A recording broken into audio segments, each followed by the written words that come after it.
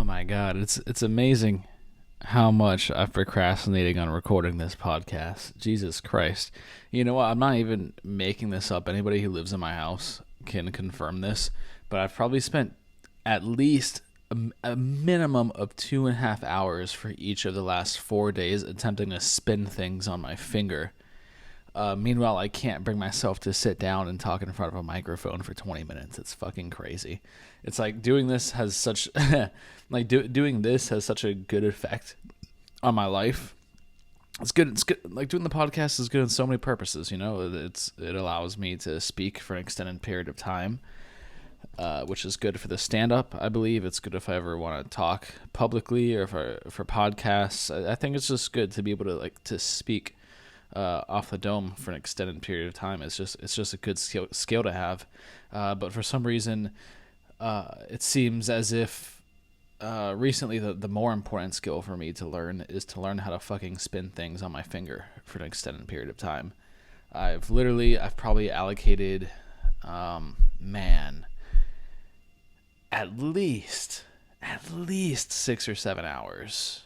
At least, maybe 7, probably closer, about 7 hours of the last few days, just trying to spin things on my finger. And I'm getting better at it. Good news for everybody who's listening to the podcast. We're getting better. We're making progress. I started off with a pillow. I'm doing pretty good with the pillow now. And the eventual goal is for me to be able to do it with a glass plate. I'm not really there with the plate yet, but I can do cutting boards and shit. I can do some trays. I can't do it for a long time. I can do it for like 5 seconds. Like a good spin for me is 5 seconds, which doesn't sound like a long time. But when you see it happen, or like when I'm actually doing it, man, 5 seconds feels like a fucking eternity. I would like to be able to do it for 30 seconds. That's kind of what I'm shooting for. If I could do it for 30 seconds, I could move on to the next absolutely stupid fucking thing. I think a goal of mine is to just get good at things that mean absolutely nothing to anybody. You know, like I can solve a Rubik's Cube. That's not going to help anybody's life, but I can do it.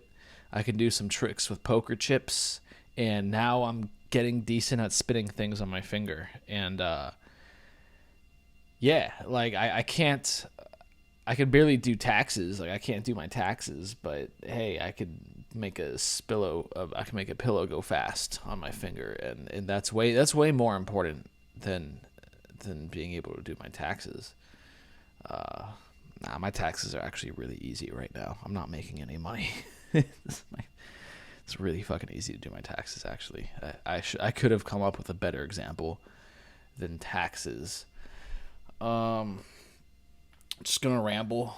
It's Sunday night, Monday morning right now. It's really actually Monday morning. It's 2:34 a.m. right now. I shouldn't be awake, but this, man, getting to sleep earlier hasn't been the easiest thing. I need to do this podcast more fucking consistently, man. I said I want to drop every Friday, and I haven't been doing it. I hate making promises to myself. I hate making agreements with myself and not following through. Like that's like sometimes I'll be feeling like sometimes I won't be feeling great, like on the inside. This is like a specific area too. It's like over your belly, but like below your chest, kind of like in that area where like sometimes I'll start to like not feel so good. And I have to like figure out why does it not feel so good. And usually it comes down to two reasons. The first reason is I'm not coming through on an agreement that I've made with myself. I'm ignoring something that I shouldn't be ignoring. It's something that's missing, you know, it is usually like one of those two feelings that I have in my lower chest. The second thing is actually, I guess, also would resemble something missing, which is like if I'm not being as present as I should be in a relationship with somebody else. Because like I have so many important people in my life. Fucking, if I talk to you at all, like you're important to me, and I have so many important people, and I'm bound to just like neglect some relationships because I get so caught up in my own life and trying to figure out my own shit out. For example, trying to spin things on my finger. I get more caught up trying to do those things as opposed to like catching up with friends or family, and I need to get better at doing things that are important like that, because at the end of the day, I think like fundamentally like the most important thing that somebody can do is is pay attention to the relationships that you have with other people. Like that's the closest that you can get to God is other people. Like, you know, and then there's nature and animals and stuff like that. But I think like the your relationships with other people, man, that's your relationship with God. And I'm not on mushrooms right now, so it's not going to be very easy for me to explain that. But in my own psyche, I understand what I'm saying. Um, I just finished watching All In, which is a wrestling pay per view. I don't expect anybody to care about this, but this is fun for me. This is my journal, so I'm going to talk about the things that are important to me. I just finished watching All In, 2023 All In, fucking Wembley Stadium, London, 81,000 tickets sold for All Elite Wrestling. Oh man, what a fucking journey, dude. I remember the first All In 5 years ago, before AEW was even a thing, and it was the biggest fucking wrestling show of all time. Not because they sold so many tickets, but because it was like it was all these dudes from New Japan and Ring of Honor and all these alternatives to WWE coming together and like putting together a fucking show, dude. The Young Bucks, Cody Rhodes, Kenny Omega, Adam Page, fucking all these people coming together and putting together just a really cool show. And 10,000 seats in Chicago, which a lot of people didn't think was possible. 10,000 seats, and they sold out 10,000 seats in like I think under an hour. And this ended up being the beginning of All Elite Wrestling. And man, that one show, All In 2018, was probably one of the most monumental wrestling shows in the history of professional wrestling. And I'm I'm grateful enough to say I got to watch that shit live. Like I wasn't there in person, but I pirated it on a website somewhere. I actually think I might have been on Parker's house when I watched it. I think he might have bought it on Bleacher Report or something. And then fucking the announcement of AEW in June, or no, it was January of 2019. The announcement of AEW, and then they began weekly television shows in October of 2019. And here we are today. Fucking, they just did their first UK show, and it was a fucking show at Wembley Stadium. And it's so cool. It's so fucking cool. I love wrestling. What they did today was historic. It was absolutely historic, and I'm grateful I got to watch it. And when I have kids, I'm going to tell my kids that I got to watch this show. Not only did I watch this show, but I watched All In. I went to a bunch of AEW shows, and I saw fucking history, dude. So yeah, shout out to AEW and the stuff that they're doing. And MJF, oh my god, MJF is a world class talent. Nobody right now is on his level. Fucking nobody. And the dude's 26, maybe 27, either 26 or 27, and he's the best fucking wrestler in the world. How crazy is that? How crazy is that? I remember watching him for the first time 5 years ago or 4 years ago, something like that, and just thinking like this dude's different. This dude, and he was like 21, 22 at the time, which is weird because that's younger than me now. And just even then, I was like, oh, this dude's different, man. He's got something that these other people don't have. And sure enough, my gut feeling was right. And then as I watch him today, and I watch his press conference media scrum, I think to myself, man, this dude's going to be the greatest wrestler of all time. If he continues wrestling, because honestly, he'll be great at whatever it is to choose, and us wrestling fans should just be grateful that he chose wrestling. That dude's fucking phenomenal. He's the only wrestler that I watch who can like make me feel something on a consistent basis when watching his matches. Like I'm always rooting for him, whether or not he's going to be a heel or a babyface. I always want to see that dude win. I'm always looking forward to a promo He's got the most compelling storylines, the best feuds. Any person that he steps in that ring with, he brings up to his level. He elevates anybody who he performs with. And there's almost nobody like it. Off the top of my head, I can't think of anybody who can do that. And the dude's 26. Are you fucking kidding me? Maybe 27. Are you kidding me? He's unbelievable. And he's the world champion right now. He's only gonna get bigger. I mean, he's right now he's the biggest name in wrestling, and I'm curious to see where he's gonna be 5 years from now. Fucking, hopefully alive, dude, because that shit with Bray Wyatt is just so sad. Yeah, that's 36 years old, fucking dead. Yeah. I don't even feel like talking about that right now. Yeah, that's just terrible. But some of the wrestlers today at All In did some nice tributes to Bray Wyatt, and shout out to them for doing that. Mercedes Moné was in the crowd. She was wearing a Wyndham Rotunda wristband.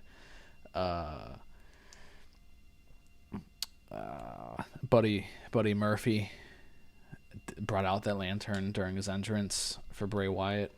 Yeah, so it's fucking sad. But yeah, anyway, MJF, fucking GOAT, dude. I'm looking forward to seeing what he's going to continue to do. Hopefully he re-signs with AEW at the beginning of next year. They're going to have to pay him a lot of fucking money. But yeah.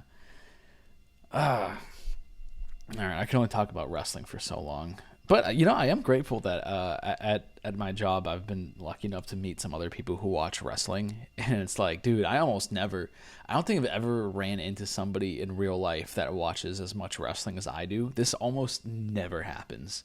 And luckily I was able to meet some people who I can actually talk wrestling with. And that's a pretty cool thing. This has been a big wrestling week for me, dude. I went to an AEW show on Wednesday. I went to their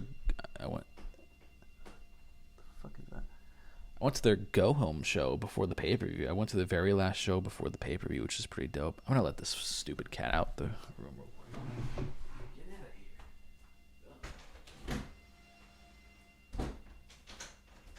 here. All right. I performed comedy Thursday. I only had 2 days off of work this week. Didn't go up on Wednesday because I was at the wrestling show. But if I wasn't at the show, I would have gone up. This week I'll have the opportunity to go up Wednesday and Thursday, which is pretty fucking cool. Like, yeah, let's try to get up 2 days in a row. That'll be dope. I thought that my set on Thursday was a good set. I'm happy with the set. Unfortunately, I don't have a recording of it yet because there was some guy filming over there, and he asked if anybody wanted their sets filmed to reach out to him, and so I decided not even to film my set, and so I just reached out to him and had him send it to me, and I'm still waiting to get footage back, and it's kind of taking a while, but hopefully I'll get that back eventually. But dude, I don't know, man. I was comfortable up there on Thursday. I was super comfortable. I was at Sweetwater, which is kind of like my home right now. That's where I've made myself comfortable. That's a gritty fucking place, dude. I fucking love it. There's something about Sweetwater Bar and Grill. Like, it's so shitty, but it's so perfect for me. I dig the people there. I dig the people who run it, and it seems like they dig me. One of the cool things about comedy is that I've began earning the respect of my peers for the first time, which that's kind of cool, man. Right? Like, it feels good when people appreciate you, and I feel like comedy is kind of the only place where people appreciate.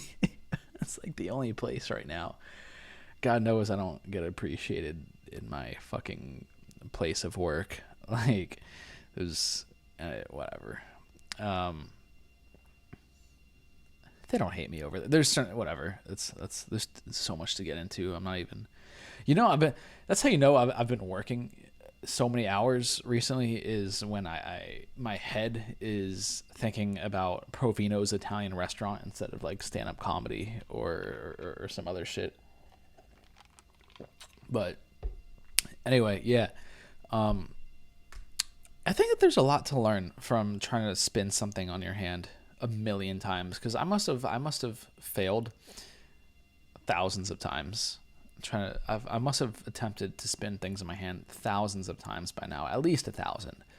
And there's something that you learn from failing over and over and over and over and over again, because like that shit sucks. It really sucks to fail so many times, but eventually you want to quit, right? Because like the first couple of days that I did it, I couldn't get it up for longer than a second, and then I wanted to quit, and I was just so over it. Part of me really wanted to continue, but then part of me was like, dude, I'm just never gonna get it, let me quit. But then eventually I start making some progress, and I start getting slightly better at it, and that one little sense of progress, that one little sense of reward for the work that you've done, kind of like pushes you forward, and it pushes you forward so that you want to do more.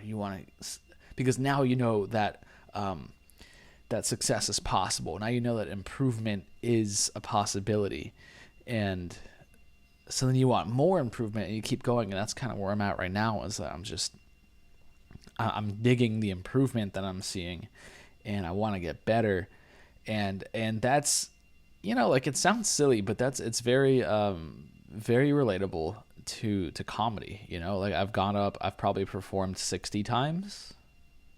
That's a safe number. I think 60 is a safe number. And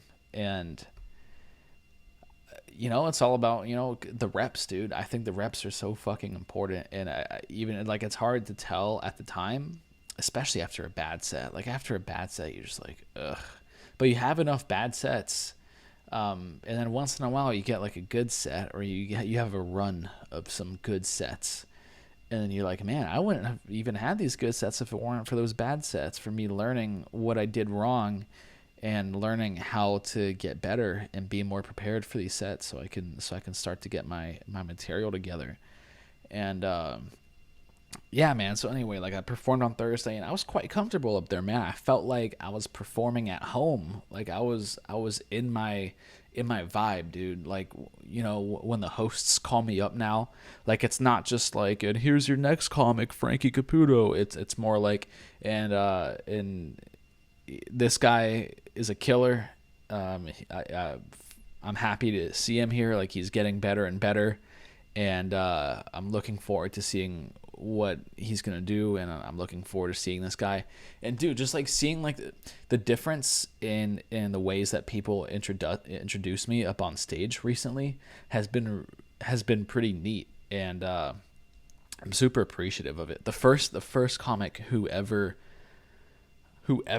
showed me any appreciation.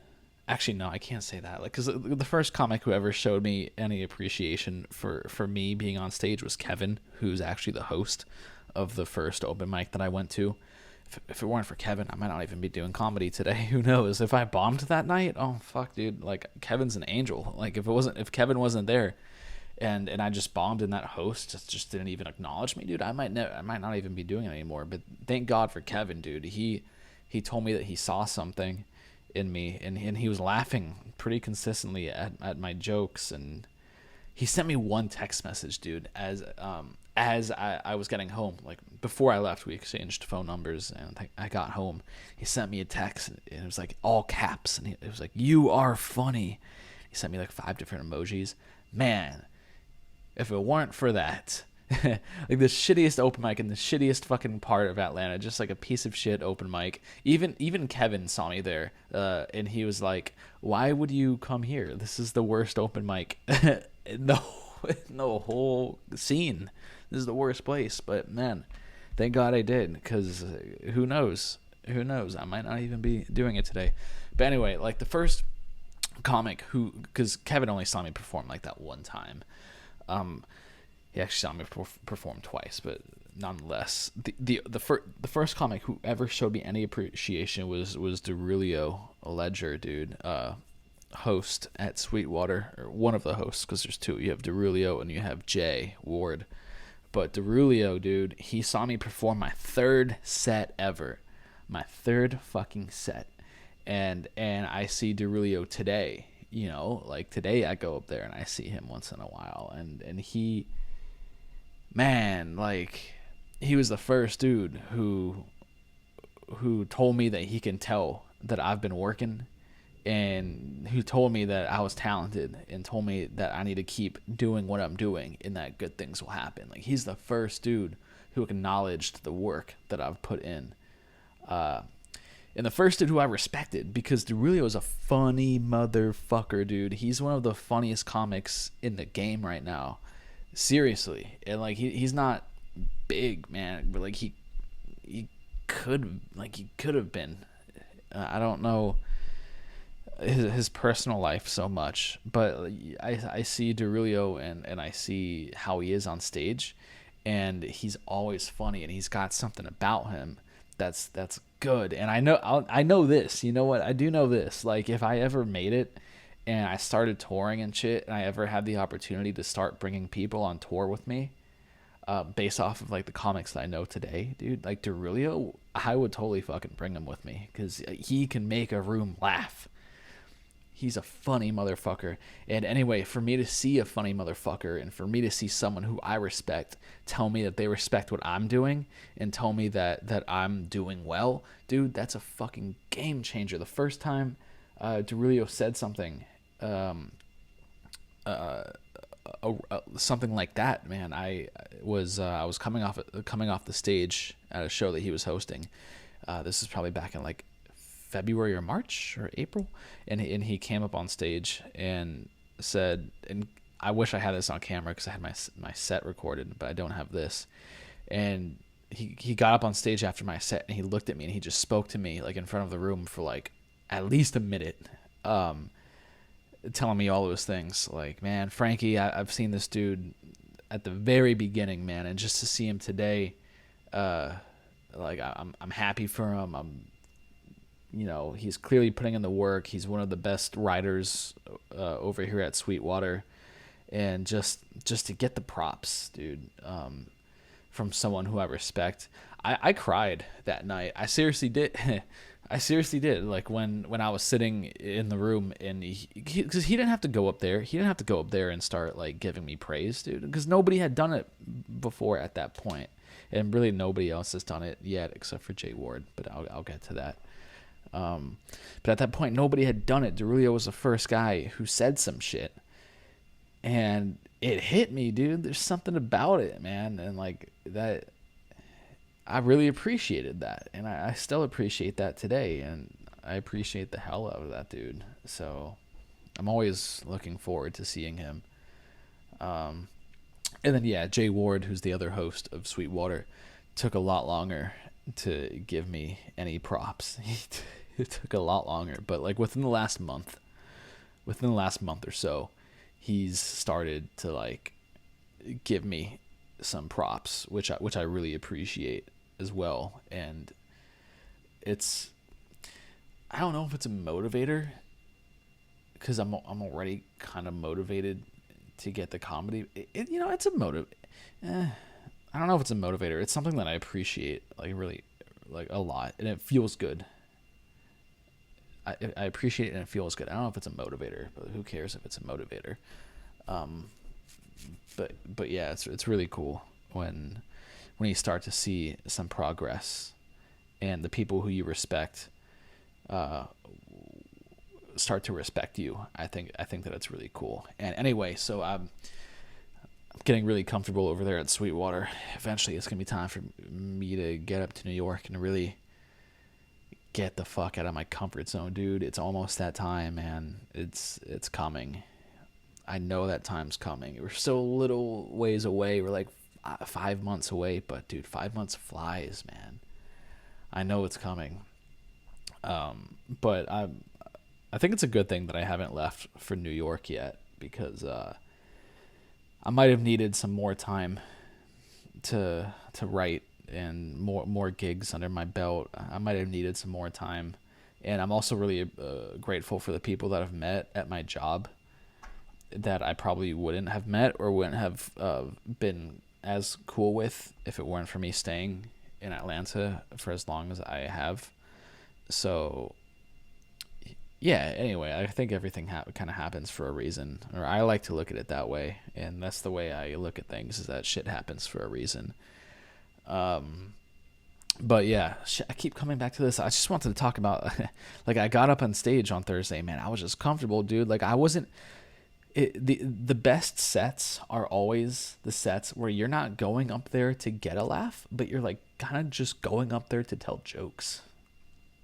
Like, I was going up there. I had some confidence in my set, but I was also doing some shit that I wasn't so confident in.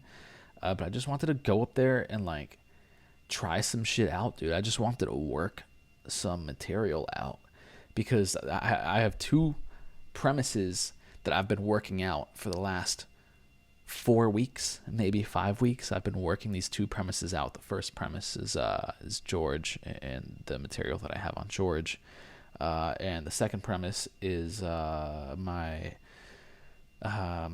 family kind of like having a lot of money and losing it all in a year, and relating that to a trip that I went on to China, and so these two premises, man, because I think these two premises are funny, but they're not there. But they're getting closer to being there. And, you know, every week when I go out there and I perform, I change shit just a little bit and adjust from my previous performances. And all these adjustments, man, they really are making the jokes better, because I'll see where the laughs are coming and where they're not coming, and maybe like I'm not being as obvious. Like, I'm not, you know, with comedy, you want to hand feed shit to the crowd. You want to just put it in your hand and put it in front of their mouth and just fucking feed it to them. And if it's not that, if you're not doing it that way, it can be hard for the audience to digest the material. You don't want them to think so much. You don't want them to think. You want an instant reaction, dude. So that's what I'm working on. And shit, I've got my next set at Laughing Skull, dude, is in 2 weeks. Fucking exciting. 2 weeks from today. My grandfather's gonna be there. Poppy, who may or may not be listening. Zab and Kathleen, hopefully they're there. Francesco, my mom, hopefully they're there. Yeah, man, looking forward to that. Hopefully those two jokes are set and they're good for me to perform. And I could get some good footage for the Insta and post some content up there. Yeah, man, just the comedy thing's fun. I should be writing more. I should be writing more than I am. I do really want to be writing for an hour a day, and I haven't been doing it every day. Gotta get better at that. Gotta be posting this every week. It's just like the hard part about posting this podcast every week is that, like, there's not really a physical reward to it that I see every week. It's more or less just like the good thing about me posting the podcast every week is that it just makes me feel good. I feel good right now. I like talking into the microphone, probably for a very similar reason that I enjoy typing my thoughts into a Word document. Which I'm at like 650 pages by now. Like, holy shit. And I've been procrastinating on doing that. Isn't it funny that I procrastinate on doing things that make me feel good? Like, instead of sitting and talking to a mic or journaling or writing on comedy or I have all the resistance to like this shit, but dude, I'll go fucking spin a thing on my finger. Fucking, it's annoying, but I think the goal is to just consistently do the things that make you feel good, even if you don't want to. Like working out, it feels good to work out, dude. It fucking feels good to work out, and I haven't worked out in like 4 weeks. It's bullshit. It's fucking bullshit. Why haven't I worked out in 4 weeks? It's like, yeah, like a consequence of not working out is you get flabby or you don't look the way you want to look. Yes, but there's also another reward that you get, which I think you release a lot of dopamine or endorphins, something. I don't know the fucking science, dude. I'm not a scientist. I shouldn't even be saying these things, but all I know is it makes me feel better. I feel better when I lift, when I work out. I feel better after a long workout than I do after sitting on the couch and indulging, dude. So, anyway. This is probably my longest episode that I've done since my very first episode. That's my guess. I probably shouldn't even guess where I'm at right now, but I'm going to say 29 minutes. That's just a guess. I have absolutely no idea how long I've been doing this for. I was going to say, yeah. I'm going to say 39 minutes, or 29 minutes, sorry. Yeah, dude, I don't really have anything else to add here. This has been a long-ish episode. I think this is episode 6. So there you go. Like, props for doing 6 episodes of this shit. That's, that's not nothing to sneeze at. It's episode 6. It's Sunday. Right now, it's really Monday. This is going to come out on Monday. That's what I'm trying to say. This is going to come out on Monday. I'm just going to release it right now. Fuck it. Which is still Monday, but I was going to release it after I go to sleep. Let me just release it now, so I don't have to think about it tomorrow. That's what I'm gonna do. All right, peace. I'll be here fucking Friday, dude. All right, I'm gonna be back on Friday. I know I say this. Sometimes I don't follow through, but I'm gonna follow through this time. That's what I'm gonna say. I'm gonna be here on Friday. All right, peace.